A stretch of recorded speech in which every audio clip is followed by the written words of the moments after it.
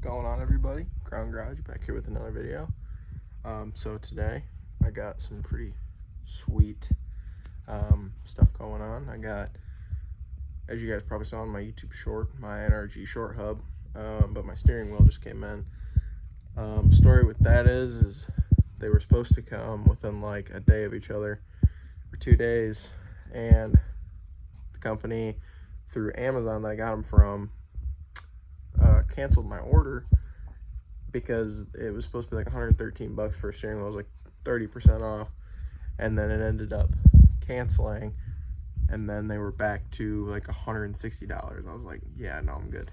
So that was a black steering wheel with black stitching, no center stripe. So that's what I wanted. I wanted all black, but unfortunately I had to end up going with all black with red stitching, but I did get that on the sale for 113, so not too bad. My girlfriend has Prime, so I had it 2 days. Pretty sweet. So I'll show you guys the steering wheel, and then we'll get into getting the OEM steering wheel off. This is for the Eagle Talon, by the way. So yeah, let's get you guys a look at this steering wheel. So here it is. It's a NRG flat bottom. As you can see, the red stitching on that, and as well, you know, I got the short hub on here. The car doesn't actually have horns on it. One of the previous owners did the delete on those, so I'm probably gonna get some hella horns for it. Thing's a ghost. So you know, it's got the little horn button guy here and the little wires to attach. So eventually I'll get to that and, you know, get some horns wired up, because it's always good to have horns for defensive driving purposes, and obviously like honk racing. I'm just kidding. But yeah, so let's get into installing this thing. Alright, so POV, you're in your Eagle Talon. So first step is going to be disconnect your battery. I have a shut off inline fuse. It's like a 200 amp, so I can just shut that off. So you're going to have 1, 2, and then on the other side it's going to be 3, and then 4 over there. Airbag piece is going to come out, and then you're going to have a nut in the center of the steering wheel. You're going to have to take that loose but not all the way off, and then you're going to have to basically beat your steering wheel like that, side to side, to break the steering wheel loose from its spline. So I'll get the airbag out, and then I'll show you guys getting that nut off. So now get your airbag off, and you're just going to disconnect your connectors in here. You got this guy, and then ground, and then this guy over here. I think that should be it. So let me do all that off camera real quick. All right, everybody, so we got the quick release. So thing looks amazing, right? Yep. Well, run into a little bit of an issue. So yes, I have a quick release now.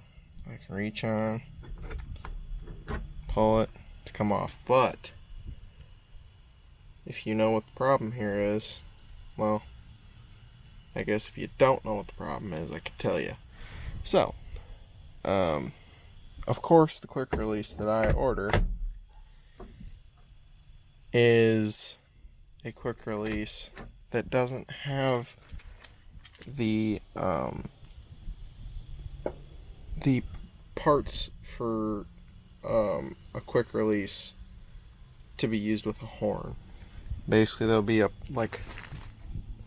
piece attached with those 2 screws, and there'll be a spot here for a prong to touch and a spot here for a prong to touch, and then it'll be the same there. So basically you can take your steering wheel off without having to unhook your wires every time. So of course the one that I get because I didn't pay good enough attention or something, doesn't have those. So,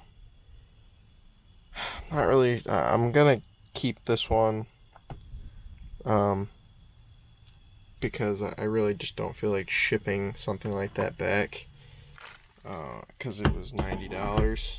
So like, it works and everything, clicks in, and like the horn can work, but I'm gonna have to basically pull the quick release and pull, like, disconnect 2 bullet connectors literally every time I get in the car, if I did want to take the steering wheel off, which I kind of do because it makes it easier for me to get out. Now, this did improve my leg room a ton. Like, now I have plenty of leg room while I'm just cruising. Like, there's that much room. Before, my knees would hit, and like, same when I'm pushing in the clutch. There, I got plenty of room now. Sorry, the dogs are out. I was gonna put this in a separate video, but I decided to just show you guys now. And then I'll get to showing you guys the hella horn wiring, which I don't know how well it's gonna work yet, but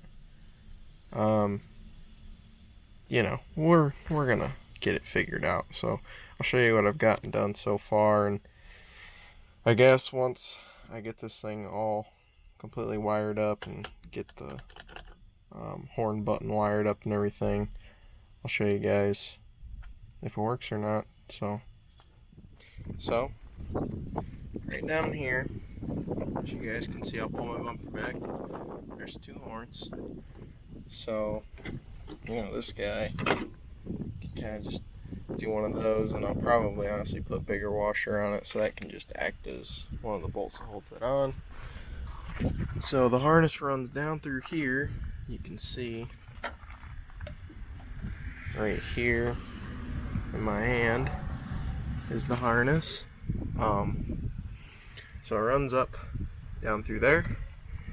So our ground runs along this harness up to that main big ground right there. Our 2 wires for our actual horn, I'm gonna have to lengthen because they're not nearly long enough, but they will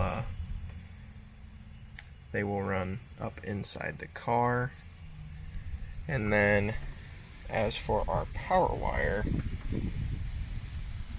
basically the power wire, so if you open your fuse box, if you're doing this on ESM, you have an 100 amp fuse for your alternator. Next to it is a blank spot, but there's little bolts, and this one's obviously blank, there's no fuse in it, but these still supply power, I imagine, don't quote me on that, but this has a fuse on it already. It's 25 amp in line, so it should get the power and have no problem.